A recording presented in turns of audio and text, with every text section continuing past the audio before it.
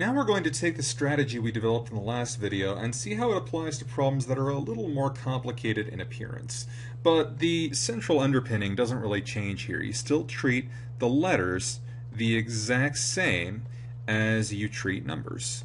So your strategy is going to be to just pretend these variables are numbers because they really are. That's all a variable is. It doesn't look like it, but it is.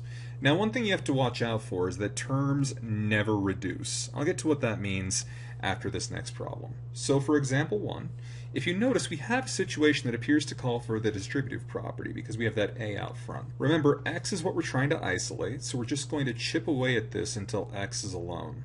Well, we can't really do much of anything until we do what we would do with numbers, which is the distributive property. So if I use the distributive property, I'll get 3ax plus ab is equal to by. Remember, we're trying to isolate x here, so I want to get rid of everything on the left-hand side that doesn't involve x. The easiest thing to get rid of is ab, so I'll just subtract ab. And if I do that, I get 3ax equals by minus ab. Now those are not like terms. Even though they both have a b in them, they are not like terms. I cannot put them together. So what I do need to do instead is just get x alone. And I can do that just by dividing by the coefficient. Now it looks a little uglier than your average coefficient, but in this case we consider 3a the coefficient because 3a is the thing that's keeping us from getting x by itself. And so here x will equal by minus ab over 3a. Now we get back to what I was saying earlier about how terms never reduce. You might feel some temptation to cross out some stuff here.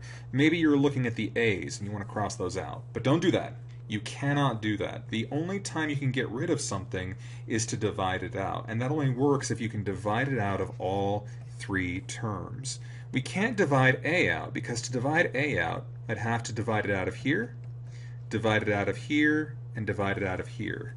And by is not divisible by a, and if you can't do it to one of them, you can't do it to any of them. So it actually turns out by minus ab over 3a is as simple as that formula gets. Let's take a look at example 2 over here. We'll start with the same step. We'll just distribute the 3. So 3a plus 6b plus 5b equals negative 2a plus b. Now remember, it is a we're looking to isolate here. So I have 3a and negative 2a. Eventually I'll want to get those together. But before that, there's something else I can do first. Look at 6b and 5b. We can add those together because they're like terms. And we get 3a plus 11b equals negative 2a plus b. Now we can do what we've always done in this situation. We want to get all the stuff with our variable on one side.